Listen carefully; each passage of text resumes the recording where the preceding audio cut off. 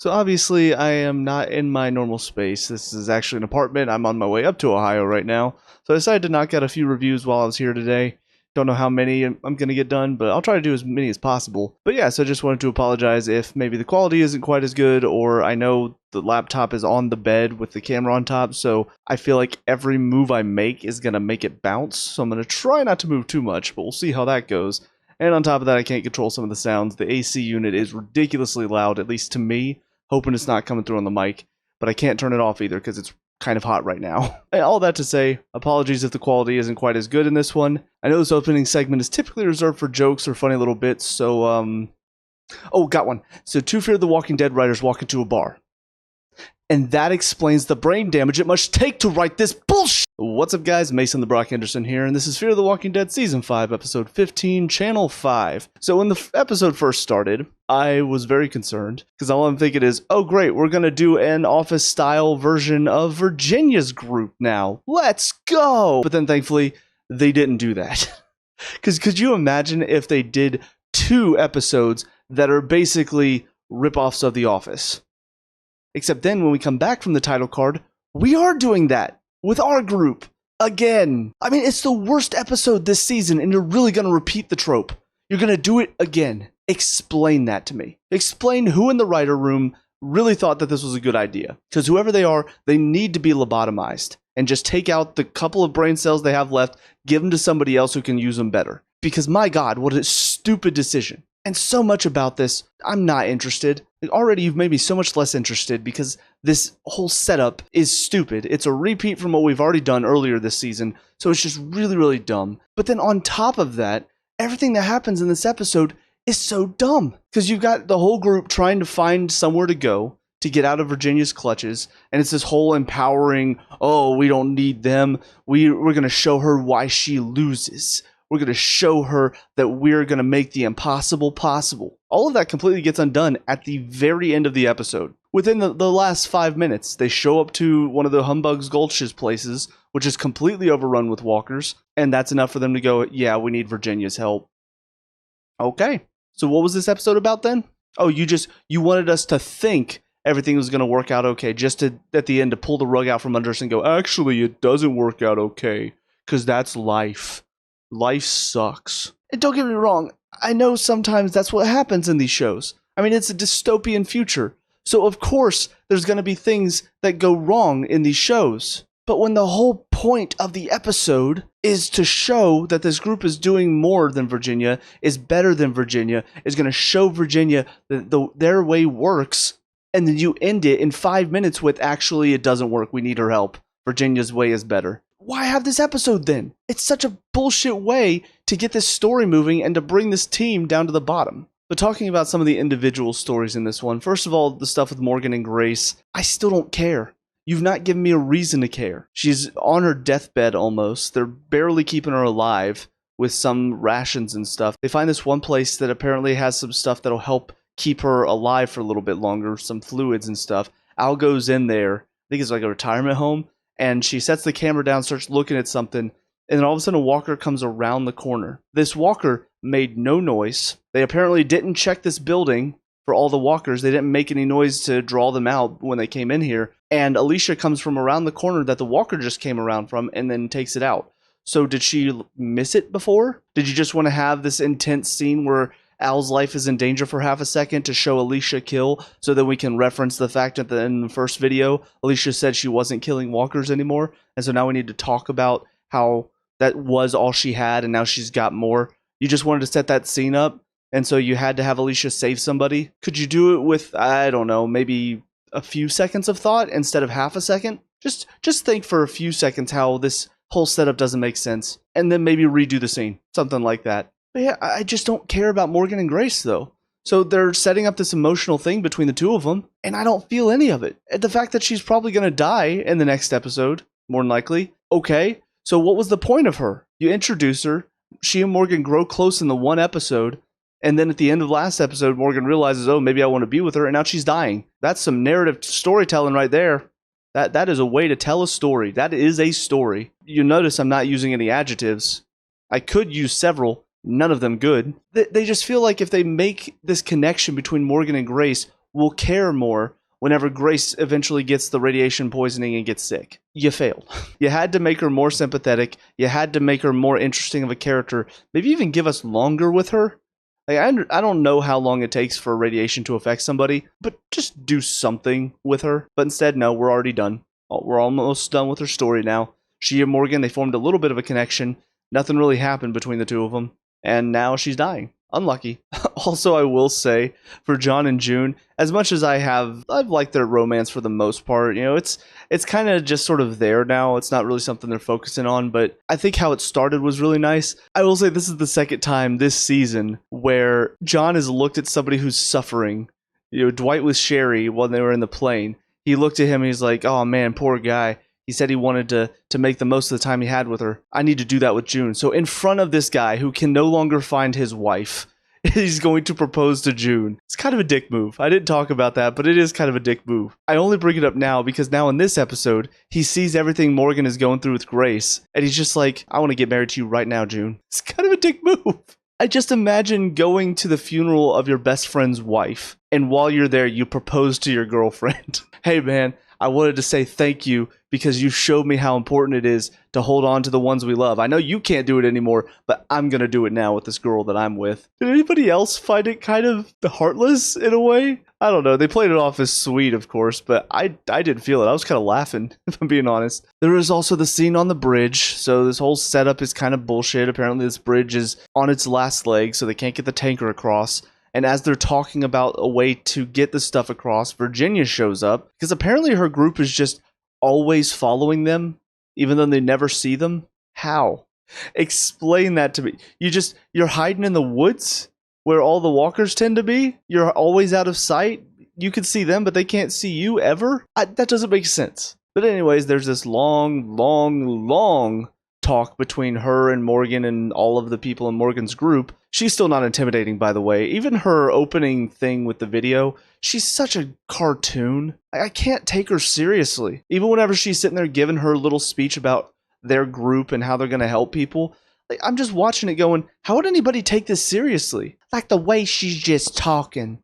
It doesn't sound like a real person. It sounds like somebody that's putting on an accent. And it looks like she's just memorizing the lines and just speaking them out in this accent because maybe that'll make you believe that she's a real person. I can't stand her. She is probably one of the worst villains we've had on the show. And that's saying something because we have had some really bad villains. But this whole speech just goes on way too long. The whole group telling her they don't want anything to do with her. Strand kind of wanting to know what she's about. Because I guess they're setting up for the fact that maybe he does want to work with her at the end. I think he's one of the couple, he and Al, were like, no, we need to talk to her because we have people that are sick, so we need her help now. So I guess that was setting up for that in a way, but it kind of goes back on everything that Strand has worked through since the first season.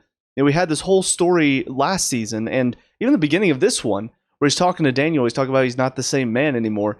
This kind of feels like the old Strand. Are we just reversing his whole character arc? We're going back on it?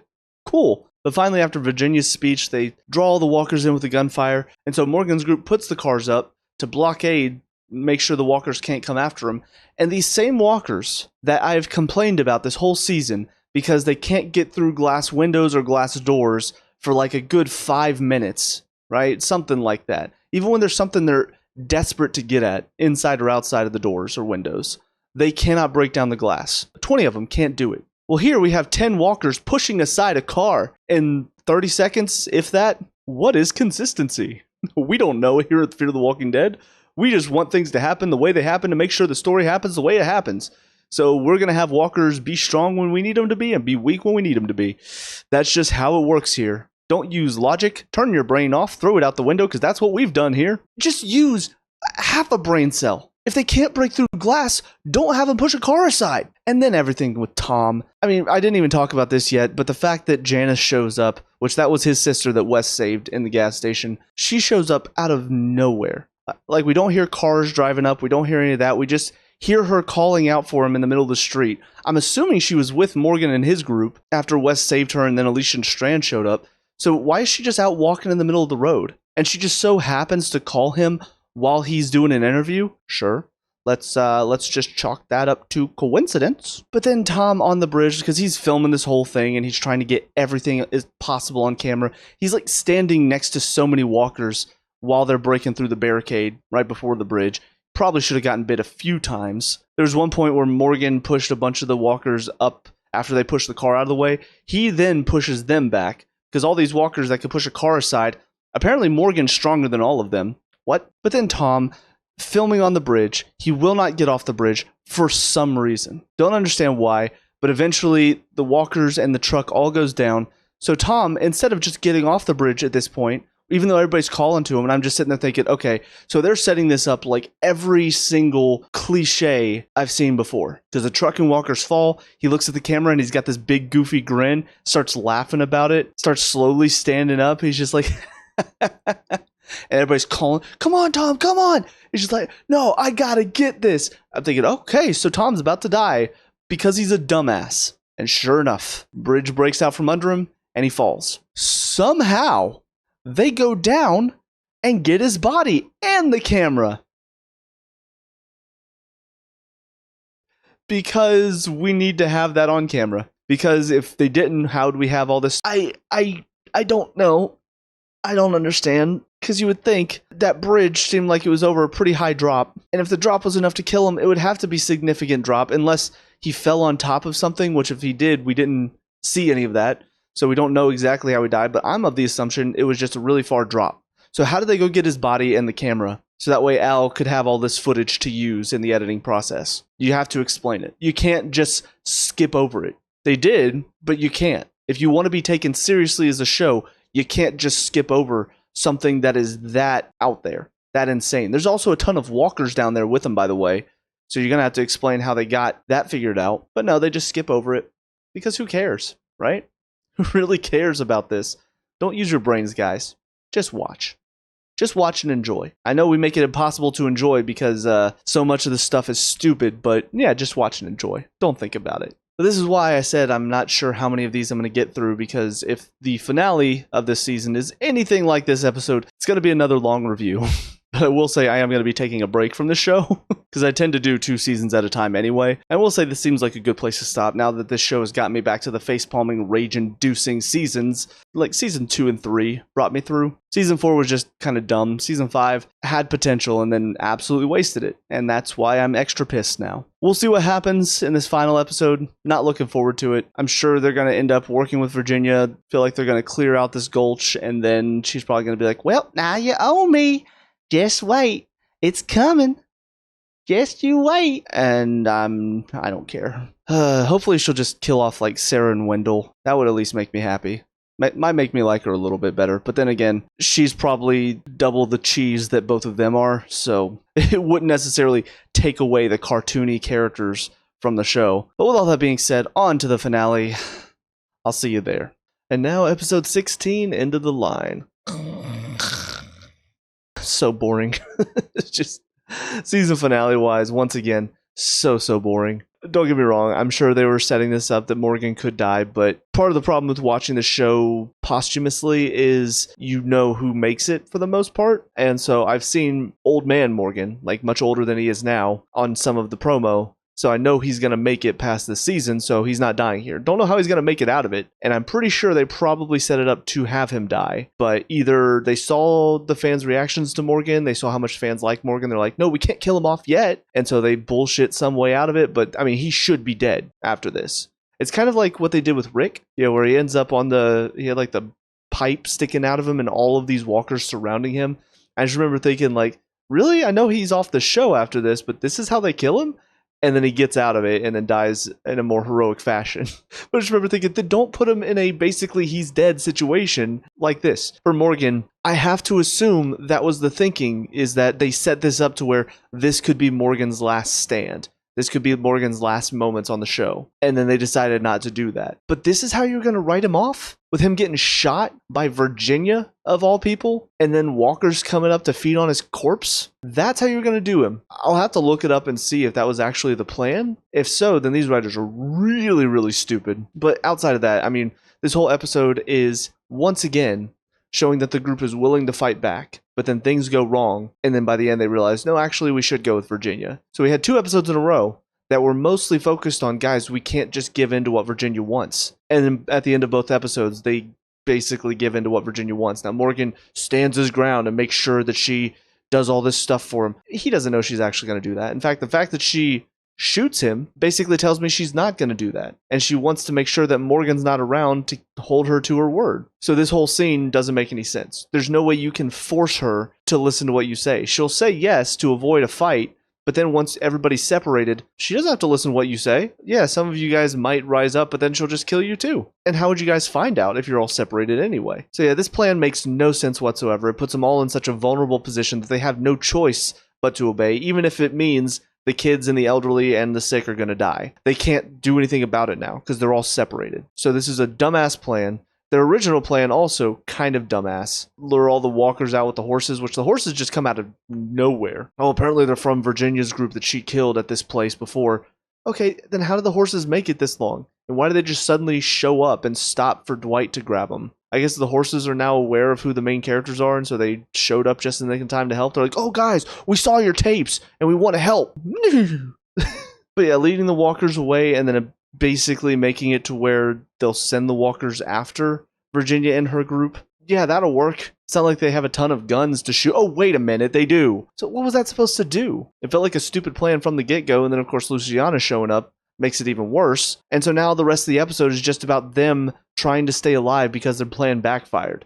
That's interesting for a season finale, right? That's an interesting story. They set up a plan to take out Virginia, the plan immediately goes wrong, and then the rest of the episode is them trying to survive their plan backfiring, and all these walkers that they've now herded. Dwight looks like he's about to sacrifice himself, but then he doesn't, because Morgan decides he's going to save him, and then they just lead the walkers into the river. Problem solved. Ooh. And that's the thing, I can explain the plot of this episode in about a minute, if that. All of what I just explained took about 30 minutes to get through, because so much of it is so slow moving. You know, them walking on the horses, them walking around the herd of walkers and on the horses, keeping them in a circle, which I don't know how that makes sense. When you're herding animals, it's because they want to go away from whatever's hurting them. You know, like dogs will chase the sheep, and the sheep run away from the dogs, and so when the dog circles them, the sheep all stay in the center because they're trying to stay away from the dog. So they step out of line, the dog steps in and then steps back in. With the walkers, it's the opposite. They're trying to go after. So the best thing you could do is not herd them in a circle. It would be to lead them around.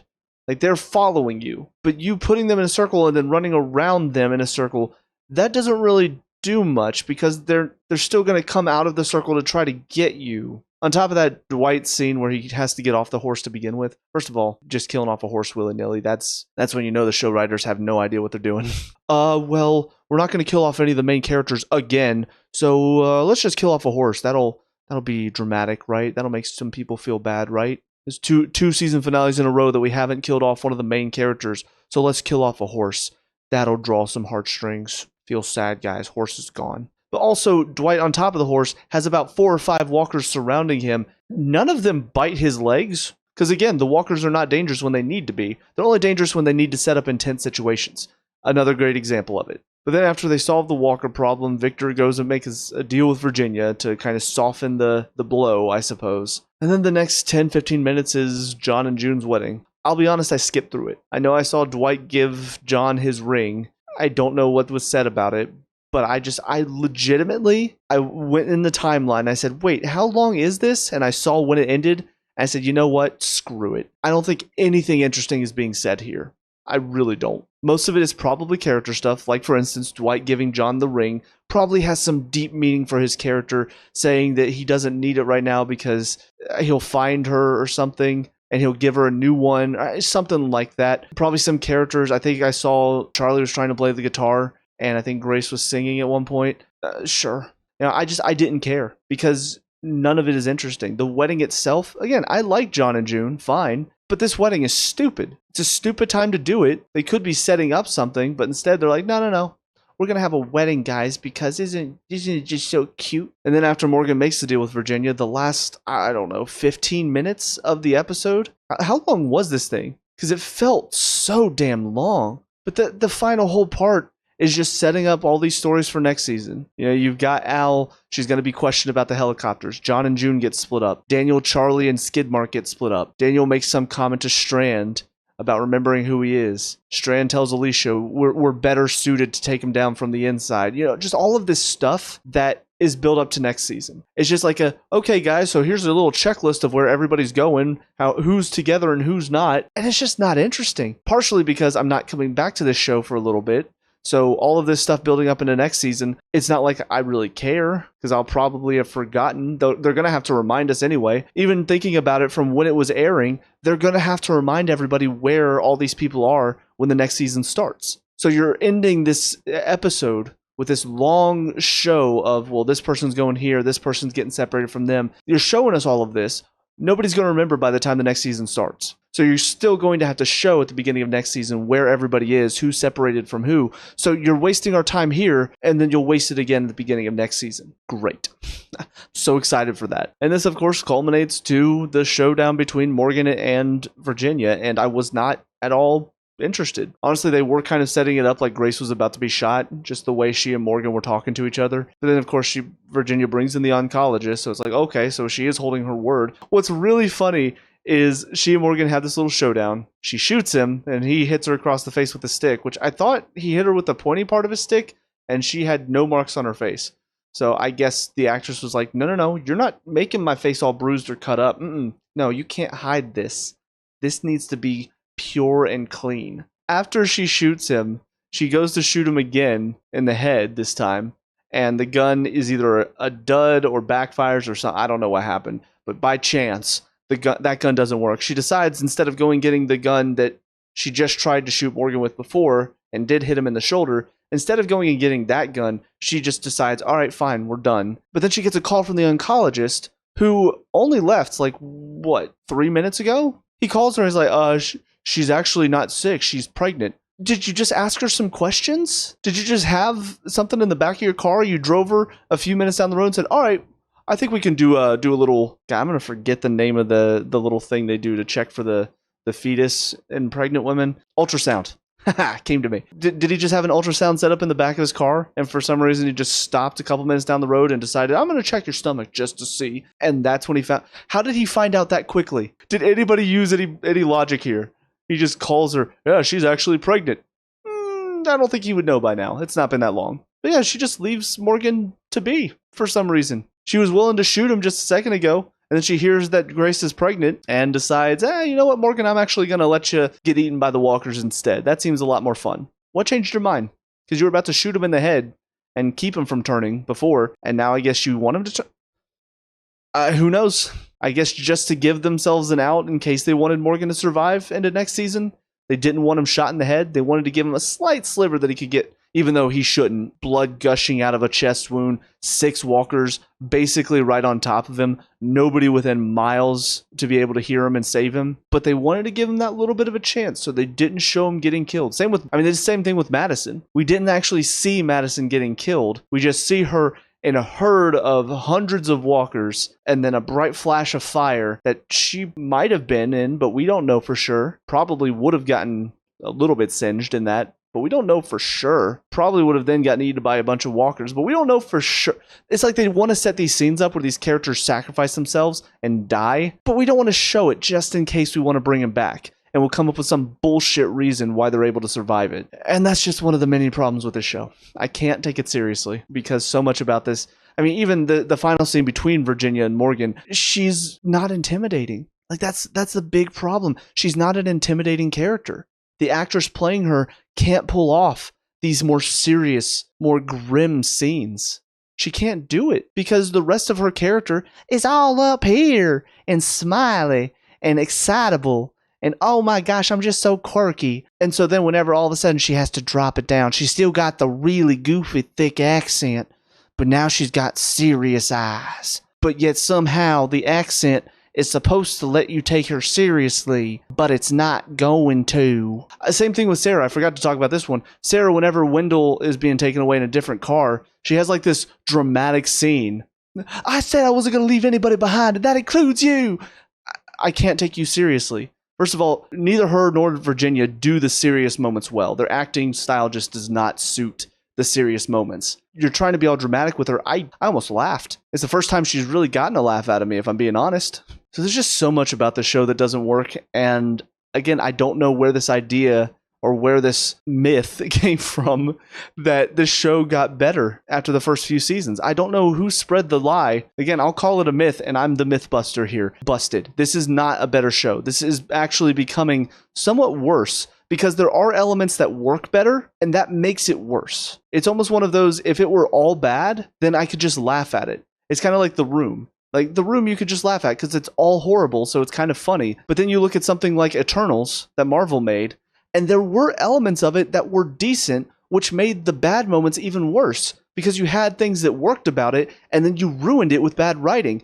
Fear the Walking Dead does the same thing. You've got some stories in here that could work, but then you take the stupid way out. Or then you have character moments that get undone because you do something stupid. Or then you've got these small character moments that you have to wade through 30 minutes of stupid bullshit that you throw in because random stuff happens that puts the characters in danger and are supposed to make the audience shocked and surprised that, oh my gosh, are they about to die? And then something stupid gets them out of it. And then the tiny little bits of character thrown in that you're supposed to care about.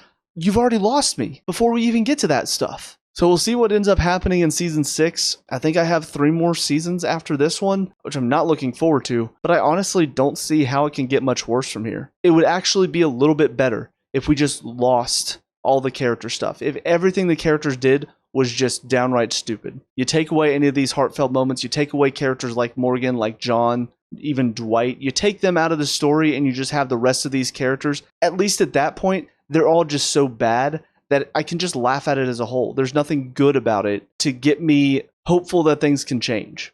But as it is right now, all of the good stuff only makes me dread even more whenever they do something to screw it up. So with all that being said, though, those are my thoughts on these final 2 episodes and the season as a whole. So let me know what you guys think down in the comment section below. What were your thoughts on these 2 and season 5? Let me know. We can talk about and discuss all that good stuff. Leave a like and subscribe. Future Fear the Walking Dead reviews. Also check out the channel. We have a lot of other reviews on here, so check those out if you have time. But until next time, I hope you guys have a great day, and I will talk to y'all later. Peace out.